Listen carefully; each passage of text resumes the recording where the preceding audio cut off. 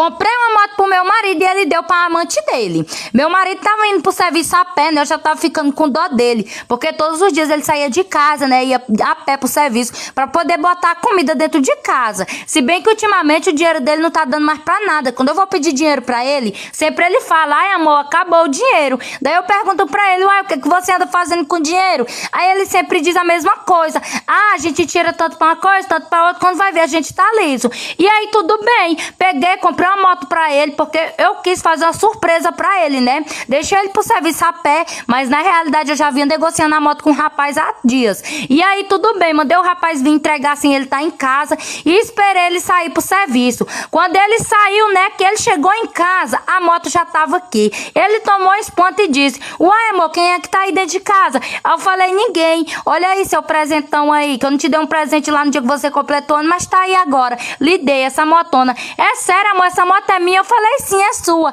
E aí no outro dia ele foi feliz da vida pro trabalho trabalhar. E aí quando eu pesquei ele chegar a pé em casa, falei: uai, amor, cadê a moto? Ai, amor, tomaram a moto de mim. Falei: como assim? Fui parado pela blitz e tomaram a moto, infelizmente. Ô, amor, me desculpe, não sei o que, eu não soube cuidar do presente que tu me deu. E eu falei: não, amor, relaxa, essas coisas acontecem, bora tentar tirar a moto. E aí ele não queria ir, ele: não, amor, que não libera assim, vai ser um dinheirão. Não importa, meu bem, a gente vai lá pra tirar a moto. E eu não sabia o motivo dele não querer ir tirar a moto. E aí até que um amigo dele chegou aqui em casa, né? Fulaninho, tu tá bom aí dando presentão? Dá um presente daquele pra mim. E aí eu vi que ele fez cara feia pro amigo dele. Daí quando foi no outro dia, eu esperei ele pro serviço, mandei o amigo dele vir aqui em casa. Quando o amigo dele chegou aqui, falou: olha, é o seguinte, eu não vou mentir pra ti não. Teu marido pegou a moto que tu deu pra ele e deu foi pra amante dele. Falei: como assim? É isso mesmo, ela mora assim assim. Peguei, fui lá, fiz o maior barraco na frente da casa dela, tomei a moto e trouxe pra minha casa. Quando meu marido chegou em casa, ele tomou um susto, que ele viu a moto. Uai, amor, e essa moto aqui tu foi na delegacia? Falei: delegacia, cabra safado.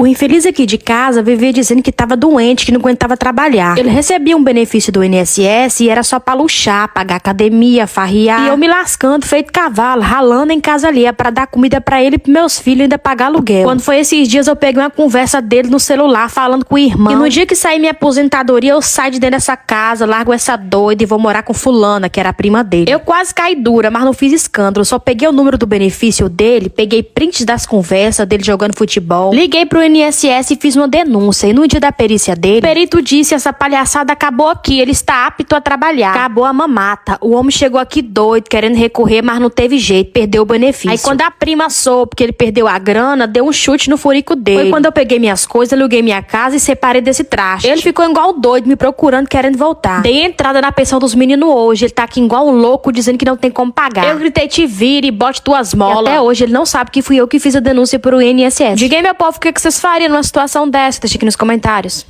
Meu sogro chegou aqui hoje perguntando se eu poderia dar uma limpadinha na casa dele. Porque a minha sogra fez uma cirurgia e não tá tendo ninguém pra ir lá ajudar ela. Eu falei: tá bom, sogro, eu vou terminar umas coisas aqui em casa e assim que eu puder eu vou lá. Ele foi embora pra casa dele e eu continuei fazendo as minhas coisas. Só que eu tinha muita coisa pra fazer, estava dando faxina e acabou que não deu tempo. Quando eu terminei, já era o horário de fazer a janta, as crianças iam chegar da escola, marido do trabalho, e eu fui fazer as minhas coisas. Só que nesse dia o meu marido acabou chegando um pouco tarde aqui em casa e eu até terminei minha faxina, fiz a janta, as crianças chegou da escola, dei banho em todo mundo e coloquei todo mundo pra jantar. E deu um tempinho, meu marido chegou em seguida. Eu vi que tinha uma coisa errada, porque eu dei boa noite, o bonito não respondeu. Eu fui perguntando se tinha acontecido alguma coisa no trabalho. Ele falou: não aconteceu nada, graças a Deus. O problema é aqui em casa mesmo. Eu digo: que problema? Que aqui não aconteceu nada, que eu tô sabendo. Acabei de passar na casa da minha mãe, tava lá ajudando meu pai a limpar a casa, fazer uma comida, porque ele veio aqui, pediu pra você ir, você falou que não ia, porque ia dar faxina aqui em casa. O que custava você ir lá ajudar minha mãe e meu pai? Rapaz, eu não sei quem é mais safado, se é você, se é seu pai, porque seu pai veio aqui, eu tava dando faxina realmente, e falei pra ele que assim que eu terminasse, que eu pudesse, eu ia lá. Só que eu terminei as minhas coisas tarde, as crianças chegou da escola, eu tive que fazer janta, infelizmente não deu tempo. E agora eu não vou lá fazer, não vou lá ajudar com nada. Vá você atrás da sua irmã, que fica rua acima e rua abaixo, e bote a sua irmã pra cuidar da sua mãe e do seu pai, que eu não sou obrigada, não. Sim mesmo, você nunca quer ajudar os meus pais, não quer ajudar a minha família. Eu falei: não é questão de ajudar. É questão que todas as vezes a gente acaba brigando aqui em casa por conta deles. E eu não sou obrigada a sair da minha casa pra fazer faxina na casa de ninguém. Levar minha namorada pra me assistir jogar no jogo do meu time. Eu disse assim: amor, vou fazer 2 gols pra ti porque eu te amo, tá bom? O jogo terminou e eu nem entrei, ó. Ela disse, amor, cadê o gol que tu ia fazer pra mim? Eu disse, amor, mas eu nem joguei. Ela ficou com raiva, foi falar com o treinador, disse, por que tu não colocou meu bebê pra jogar, hein? Ele ia fazer 2 gols pra mim.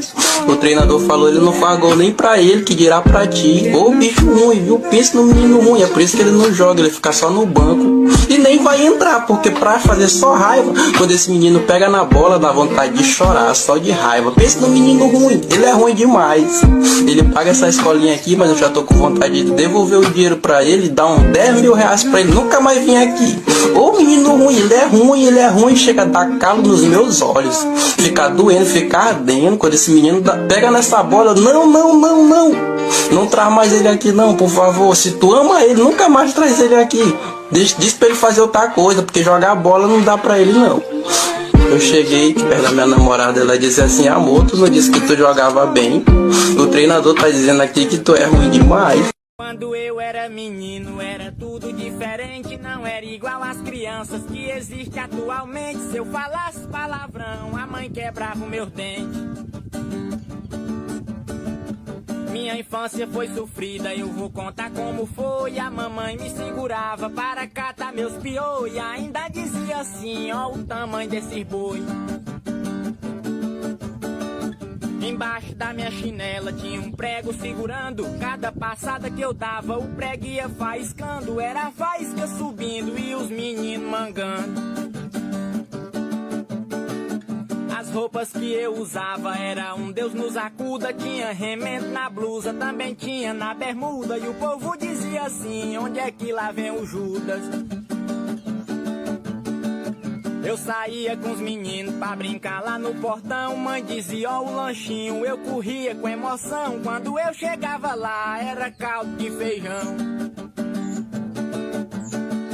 Mamãe sempre me dizia, confusão não dou aprovo. Se você for pra escola, procurar briga com o povo. Além de apanhar lá, em casa apanha de novo.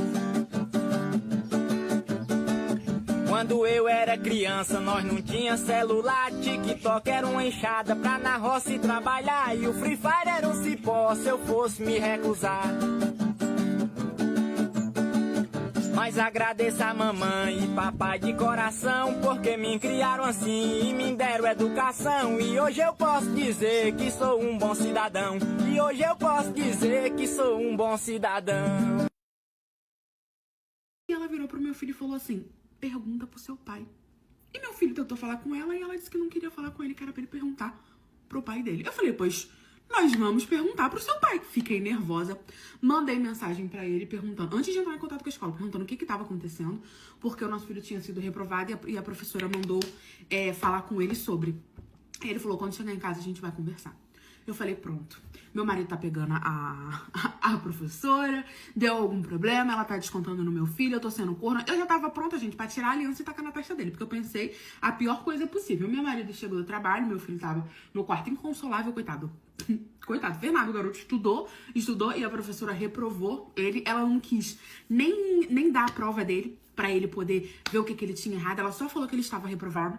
E aí, o meu marido chegou e falou... Eu falei, olha, já fala logo o que tá acontecendo, por que ela tá descontando no Enzo, o que houve, o que foi. E ele falou, olha, vamos sentar aqui e vamos conversar. Ele falou, olha, eu pedi você pra, a partir daquele dia, levar o Enzo na escola, justamente pra poder evitar, não quis falar com você pra não arrumar mais problema, né? Eu achei que dessa forma iria conseguir resolver, mas pelo visto não. E aí ele foi e me contou que essa professora deu em cima dele em uma reunião que ele foi.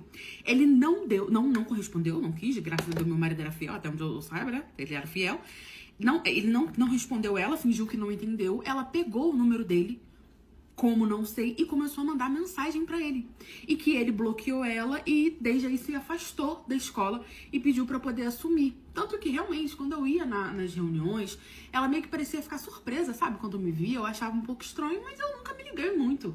Até porque, gente, a gente adulto trabalha demais, eu acho que talvez eu tenha errado, talvez eu tivesse que prestar mais atenção no meu filho, na escola dele em relação a isso, mas é que meu filho sempre foi tão responsável, tirava tantas boas notas, nunca tive problema nenhum com ele, que eu realmente deixava na mão dele. É o que eu falei pra vocês, eu ensinei isso a ele.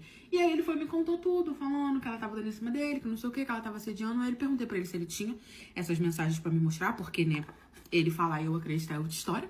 porque tava tudo muito estranho. Ele pegou o telefone, me mostrou tudo bonitinho, realmente. Amor, eu peguei o meu carro e dali eu fui direto pra sala da diretora, mostrei tudo pra diretora, falei que ela reprovou o meu filho, falei que eu queria ver a prova, que eu queria ver o que ele acertou, o que ele não acertou, que meu filho disse que ela nem olhou pra prova, que ela só deu 0. E, amor, eu esculhambei, falei um monte de coisa, pedi pra poder chamar ela, faltei pouco dar na cara dela, ela se fez de desentendida, eu falando que tinha todas as mensagens, deu aquela confusão, todo mundo ficou sabendo, virou aquela quizumba. Eu sei que no fim, ela foi demitida, né, pelo que ela fez. O meu filho não foi reprovado.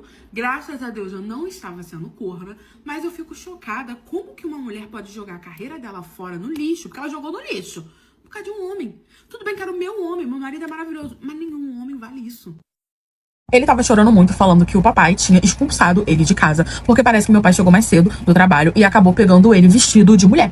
Só que nós éramos filhos de pais bem conservadores, sabe? Meu pai e minha mãe eram da igreja, a gente foi criado dentro da igreja. E parece que ele não conseguiu explicar isso pro meu pai, só que eu não sabia de nada desse lado dele. Então eu fiquei chocada com o fato dele estar vestido de mulher e com o fato do meu pai ter expulsado ele de casa. Eu vi mesmo que tinha umas malas na sala quando eu entrei, mas eu não associei. Meu pai não tava em casa, minha mãe devia estar trabalhando, eu não associei que era algo relacionado a ele até entrar em casa e ver ele chorando no meu quarto. E ali ele começou a desabafar comigo, falou que ele sempre se sentiu diferente, que ele tentou a cura, que ele falou com o pastor, que o pastor disse que ele iria se curar se ele começasse a namorar, que ele namorou 3 meninas, mas que as meninas acabavam percebendo, né, que ele era feminino, que ele gostava do mundo feminino, que ele gostava de usar roupa feminina e que ele tinha essa obsessão por me reparar sem roupa, mas que não era nada relacionado a contexto.